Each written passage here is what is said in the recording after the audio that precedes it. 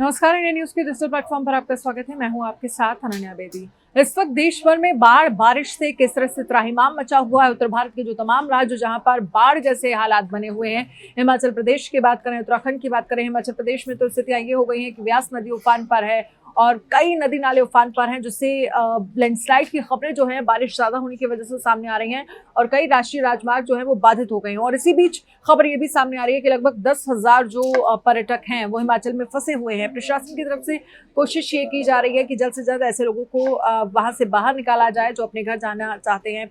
उत्तराखंड में चारधाम यात्रा पर कुछ समय के लिए रोक लगा दी गई है, क्योंकि वहां पर भी स्थितियां इसी तरह से देखने को मिल रही हैं। ज्यादा बारिश होने की वजह से आज को लेकर तो रेड अलर्ट जारी किया गया है, क्योंकि बारिश लगातार वहां पर हो रही है।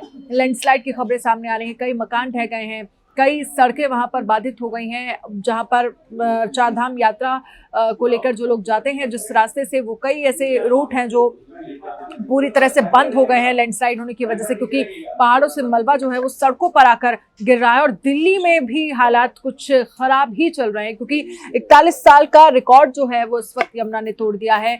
यमुना का जलस्तर लगातार बढ़ रहा है। सीएम अरविंद केजरीवाल की तरफ से ये कहा गया, क्योंकि हाथीकुंड बैराज से पानी छोड़े जाने के बाद स्थितियां दिल्ली में हैं, निचले इलाके खाली करा लिए गए हैं और अभी कहा जा रहा है कि अभी यमुना का जलस्तर और ज्यादा बढ़ेगा, क्योंकि हालात इसी तरह के नजर आ रहे हैं। क्योंकि मानसून जिस कदर बढ़ा और जिस कदर बारिश लगातार बढ़ी, क्योंकि अभी जुलाई है, शुरुआत है मानसून की, और इस तरह के हालात देखने को मिल रहे हैं तो आगे स्थितियां वाकई भयावह हो सकती हैं।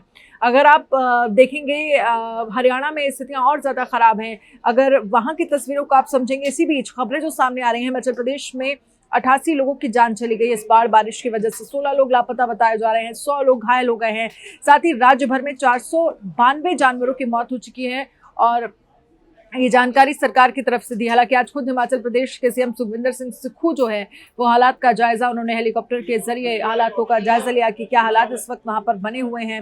मुख्यमंत्री सुखविंदर सिंह सुक्खू ने मंडी में राहत शिविर, गुरुद्वारा साहिब गुरुद्वारे और गोबिंद सिंह का दौरा किया। उन्होंने कहा कि कुल्लू मनाली में हमने बिजली, पानी और मोबाइल कनेक्टिविटी की सप्लाई अस्थायी रूप से शुरू कर दी है। अभी तक 4,000 करोड़ के नुकसान होने का अनुमान जो है वो जताया गया है कि इतना इस हद तक नुकसान जो है हिमाचल प्रदेश को हुआ है।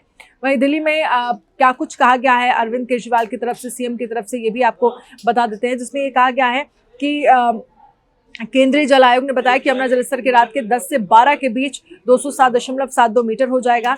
मैंने बात उनकी तरफ से की गई है गृह मंत्री अमित शाह से, और चिट्ठी लिखकर कहा है कि अगर हो सके तो पानी को दिल्ली में पहुंचने की गति को थोड़ा कम किया जाए। और साथ ही उन्होंने केंद्रीय मंत्री गजेंद्र शेखावत से कॉल पर बताया कि हथनीकुंड सिर्फ बैराज है, यहाँ पर कोई जलाशय नहीं है, वहां पानी रोकने की कोई सुविधा ही नहीं है, तो हमारे पास मजबूरी है, हमें वहां पर पानी छोड़ना पड़ रहा है और इसीलिए हालात जो है वो थोड़ा खराब हो रहे हैं। लेकिन इस बीच बयानबाजियों का दौर जारी है, सियासत भी हो रही है। बीजेपी के जो सांसद गौतम गंभीर है, उन्होंने सीएम केजरीवाल पर भी निशाना साधा है। लेकिन कहीं ना कहीं इस तरह के मामलों पर सियासत नहीं होनी चाहिए। जो भी स्थितियां बन सकती हैं, जो भी राहत पहुंचाई जा सकती है, जो भी इंतजाम किए जा सकते हैं, बाढ़ बारिश लोगों से जिस तरह से बचाया जा सके, क्योंकि कई रिहायशी इलाके हैं जो किस तरह से पानी जहां पर भरा हुआ नजर आ रहा है, लोगों के घरों में पानी भर गया है। आपके इलाके में क्या स्थिति है बाढ़ बारिश को लेकर? आप अगर कमेंट में बताना चाहें तो हमें जरूर बताइए।